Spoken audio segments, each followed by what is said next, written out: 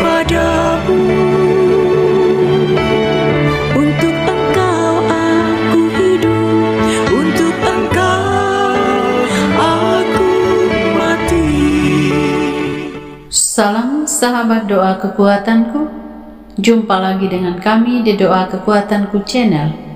Pada hari ini Jumat 18 Juli 2025. Sapaan sabda Tuhan yang akan kita dengarkan diambil dari Injil Matius bab 12 ayat 1 sampai dengan 8. Doa dan permenungan kita hari ini akan bersama dengan saya, Suster Maria Sifra PRR. Mari Bapak Ibu para sahabatku yang terkasih, kita mengawali doa dan permenungan kita dengan terlebih dahulu mengundang kehadiran Roh Kudus dalam lagu Veni Creator.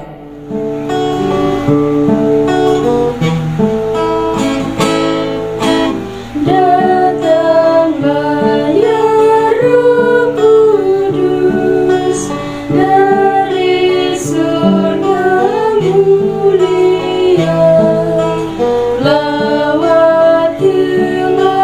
umatmu dengan cintamu mesra, barui hati kami jadi tempat tinggalmu.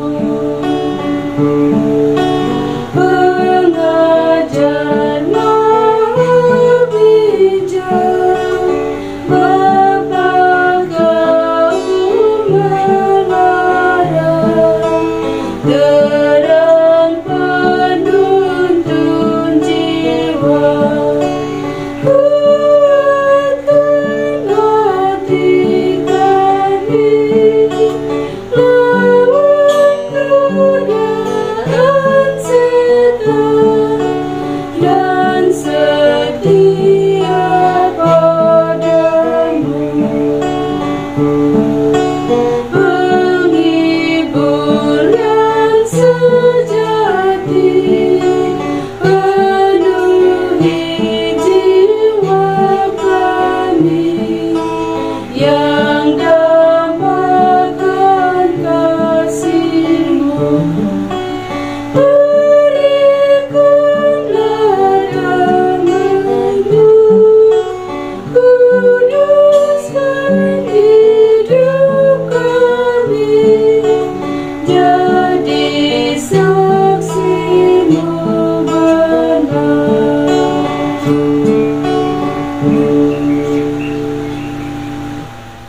Marilah kita berdoa dalam nama Bapa dan Putra dan Roh Kudus. Amin.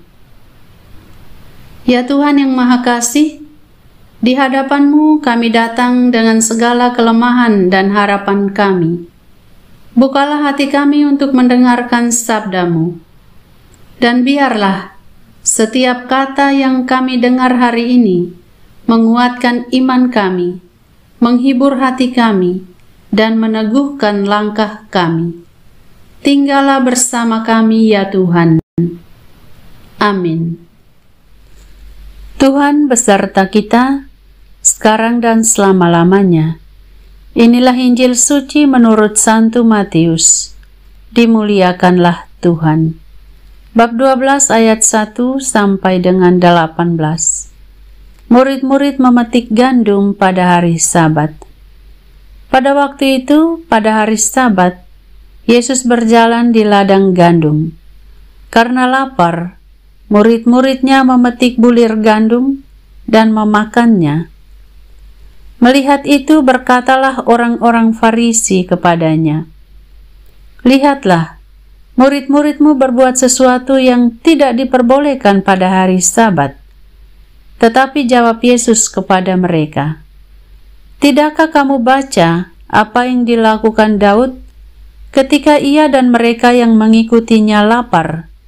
Bagaimana ia masuk ke dalam rumah Allah, dan bagaimana mereka makan roti sajian yang tidak boleh dimakan, baik olehnya maupun oleh mereka yang mengikutinya, kecuali oleh imam-imam. Atau tidakkah kamu baca dalam kitab Taurat bahwa pada hari-hari Sabat imam-imam melanggar hukum Sabat di dalam bait Allah, namun tidak bersalah? Aku berkata kepadamu, di sini ada yang melebihi bait Allah. Jika memang kamu mengerti maksud firman ini, yang kukehendaki ialah belas kasihan dan bukan persembahan, tentu kamu tidak menghukum orang yang tidak bersalah, karena Anak Manusia adalah Tuhan atas hari Sabat. Demikianlah sabda Tuhan. Terpujilah Kristus. Yang kukehendaki ialah belas kasihan dan bukan persembahan. Bapak Ibu para sahabatku yang terkasih dalam Kristus, hari ini kita merenungkan kisah yang sederhana tetapi sangat syarat makna. Di tengah perjalanannya pada hari Sabat, Yesus dan para muridnya melewati ladang gandum. Karena lapar, murid-murid memetik bulir gandum dan memakannya. Namun tindakan ini menuai kritik dari orang-orang Farisi.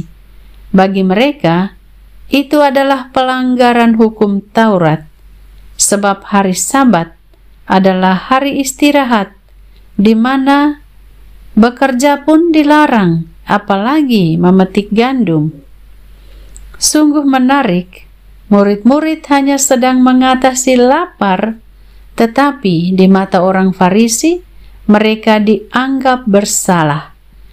Inilah awal dari kisah tentang hati yang keras dan kasih yang terlupakan. Bapak Ibu para sahabatku, dalam kehidupan sehari-hari, kita pun kerap kali terjebak dalam pola yang sama. Kita lebih cepat menilai daripada memahami, lebih cepat menghakimi daripada mendengarkan. Kita terlalu sibuk menjaga tradisi, sehingga melupakan belas kasihan. Coba kita bayangkan, seorang ibu muda yang harus bekerja pada hari Minggu, karena keluarganya membutuhkan makanan, ia tidak bisa ke gereja karena harus berdagang ke pasar sejak fajar. Lalu ada yang mencibir, ibu itu jarang misa. Tapi apakah kita pernah bertanya, mengapa? Apa yang dia perjuangkan? Untuk siapa dia bekerja keras? Memang sebenarnya tidak dibenarkan kalau tidak merayakan Ekaristi pada hari Minggu, tidak ke gereja pada hari Minggu. Tetapi di sisi lain, melalui kisah Injil hari ini, kita mestinya juga bijaksana untuk menilai dan menghakimi seseorang. Jika kita berniat untuk memperbaiki si ibu tadi, kita bisa saja mendekati dia secara pribadi, lalu memberi pemahaman, kemudian mengajak dia untuk ke gereja dulu baru melakukan hal-hal yang lain. Dan Yesus sedang mengingatkan kita bahwa hukum Tuhan tidak menindas, melainkan untuk membebaskan. Sabat itu bukan tentang melarang segala aktivitas, melainkan tentang menghadirkan damai, menghadirkan kesegaran, menghadirkan kasih. Maka ketika murid-murid lapar, kasih harus diutamakan daripada peraturan. Kita lihat Yesus tidak melarang murid-muridnya untuk memetik bulir gandum itu. Murid-murid Yesus lapar dan Yesus tidak mengabaikan itu. Ia tidak berkata, tunggulah sebentar, nanti malam dulu baru kita makan. Atau sabarlah, jangan melanggar hari Sabat. Tidak. Yesus tidak melakukan itu. Ia membela para muridnya. Yesus bukan Tuhan yang tunduk di takhta tinggi sambil menunjuk-nunjuk kesalahan orang lain, sambil menunjuk-nunjuk kesalahan para murid atau kesalahan manusia pada umumnya.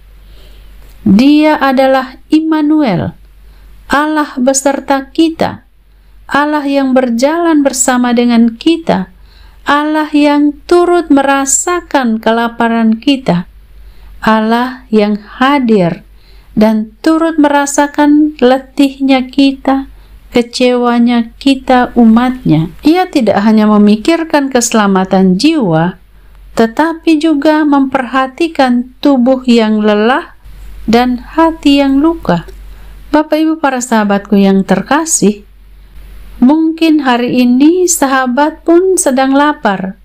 Lapar bukan hanya karena tidak makan atau tidak ada sesuatu yang untuk dimakan, tetapi mungkin lapar keadilan, mungkin lapar akan penerimaan dari lingkungan sekitar atau dari orang-orang yang ada di sekitar kita. Mungkin kita sedang lapar akan kepastian hidup, dan terkadang saat kita berusaha memenuhi kelaparan itu, justru kita dikritik, kita disalahpahami, atau bahkan kita dikucilkan. Namun ingatlah, Yesus membela mereka yang lapar, dalam tanda kutip ya, seperti yang saya sebutkan sebelumnya. Ia akan membela sahabat juga. Ia tidak butuh persembahan yang megah, tetapi Yesus butuh hati yang terbuka dan belas kasih yang real, belas kasih yang nyata. Yesus mengutip dari Hosea bab 6 ayat 6, "Yang ku kehendaki ialah belas kasihan dan bukan persembahan." Ini bukan berarti persembahan tidak penting, tetapi bila persembahan menjadi pengganti kasih, maka ia kehilangan makna yang sesungguhnya. Bila seseorang rajin misa, rajin novena, rajin beribadah, rajin rosario, dan rajin dalam hal kerohanian, tetapi masih menyimpan dendam, masih membenci, masih mempermalukan orang miskin, atau tidak peduli dengan orang-orang yang membutuhkan pertolongan, maka ia hanyalah menjalankan agama tanpa roh. Itu hanya sebatas rutinitas-rutinitas saja. Agama tanpa belas kasih adalah bagaikan gereja tanpa cahaya, megah di luar tetapi dingin di dalam, gelap di dalam, menyeramkan di dalam. Kita bayangkan misalnya seseorang yang tiap hari menyalakan lilin di depan patung, tetapi di luar gereja ia menolak menolong seorang nenek tua yang jatuh di jalan misalnya. Kita bayangkan juga misalnya orang yang rajin menyanyikan "Kasih-Mu tidak berkesudahan", tetapi di rumahnya sendiri ia kasar pada istri anaknya. Ia tidak peduli dengan kepentingan dan kebutuhan istri anaknya. Dan saat ini, hari ini, Yesus sedang menantang kita semua untuk memeriksa batin kita, untuk mengenal diri kita. Bukan hanya ritual kita, tetapi isi hati kita.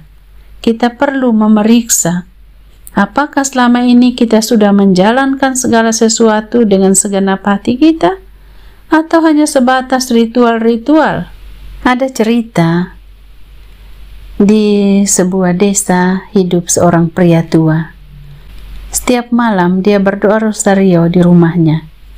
Tapi yang lebih istimewa dari pria tua ini bukan doanya, melainkan kebiasaannya untuk bangun lebih pagi dan membawakan nasi bungkus ke rumah-rumah tetangganya.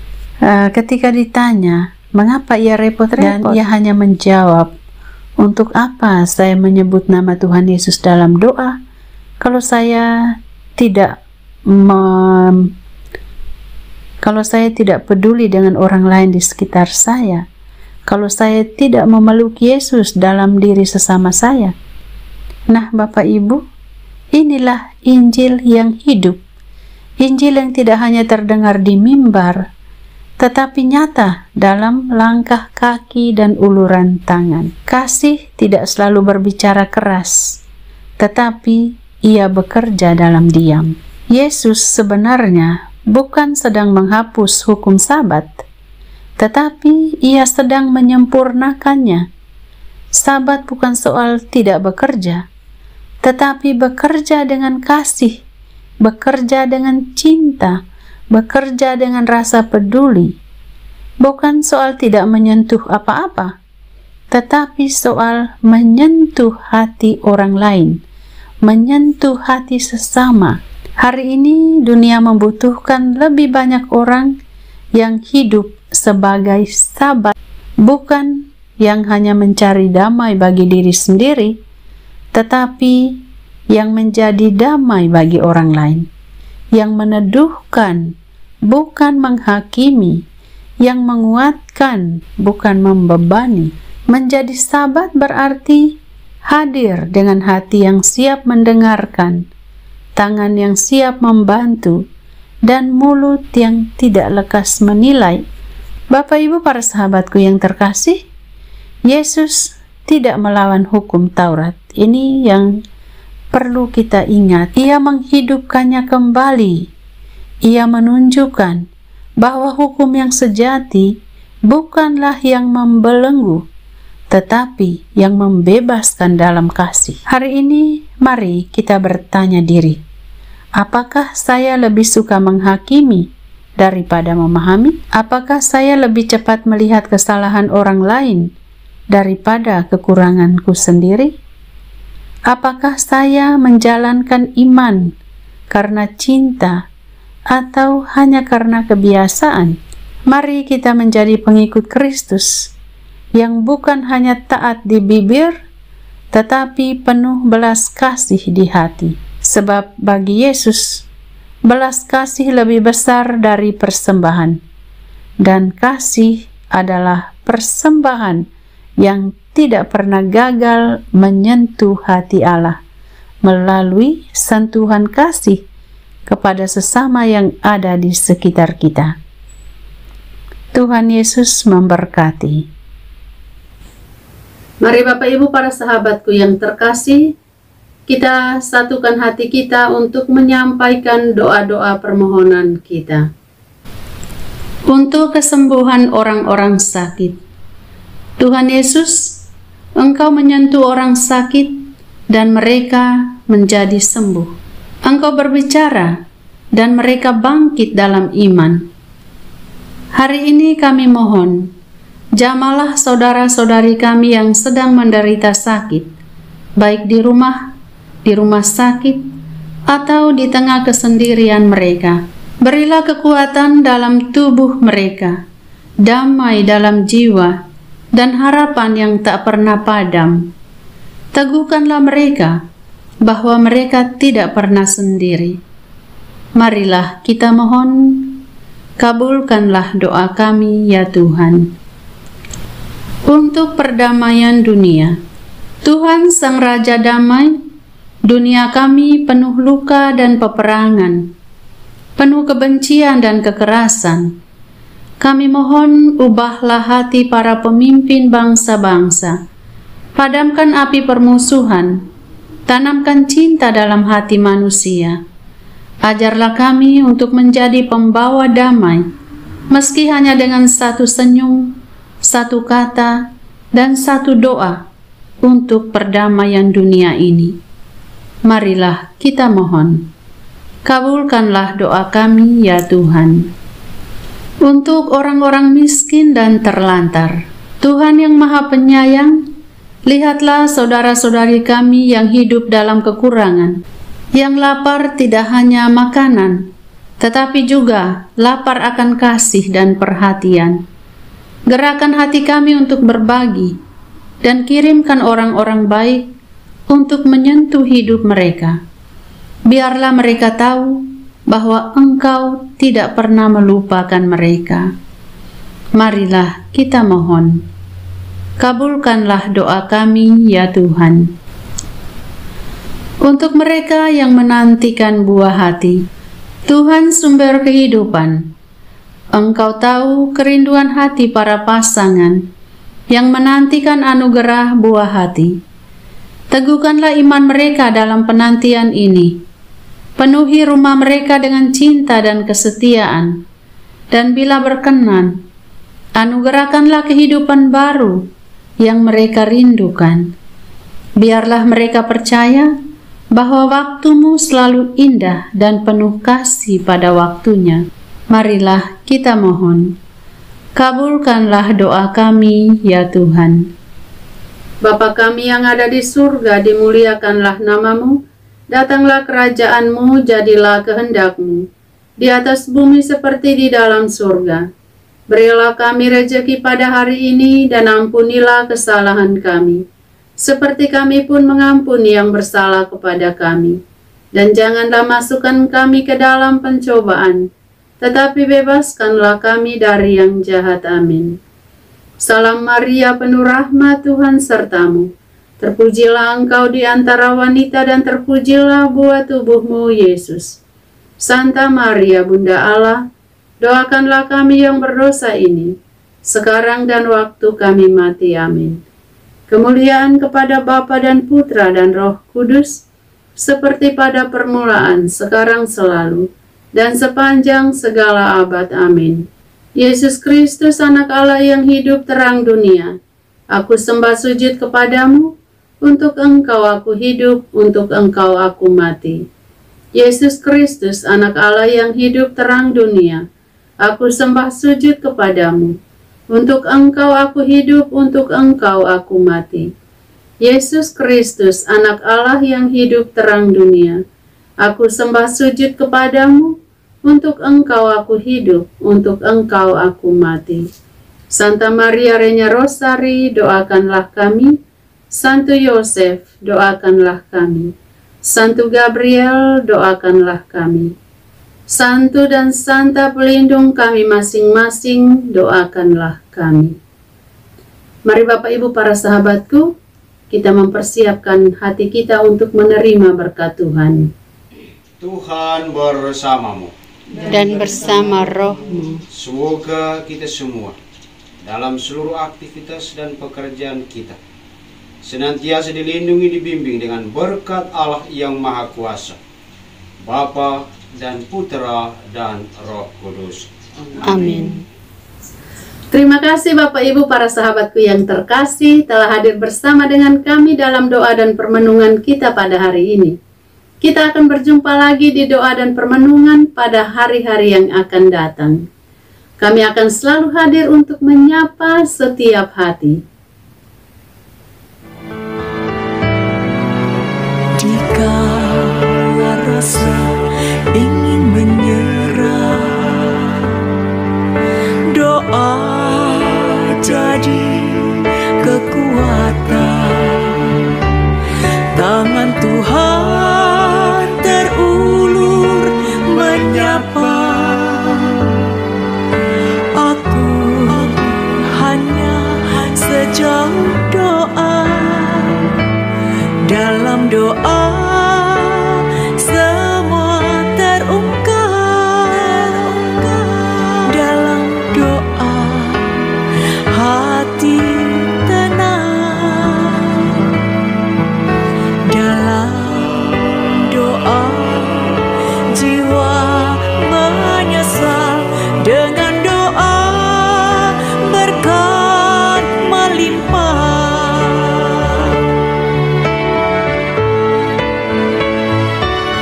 Doa kekuatanku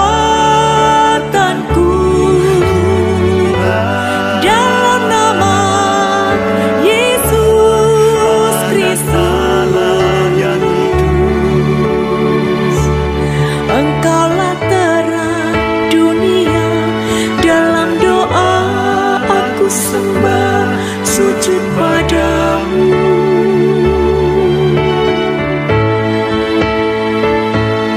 Doa kekuatanku dalam nama Yesus Kristus. Untuk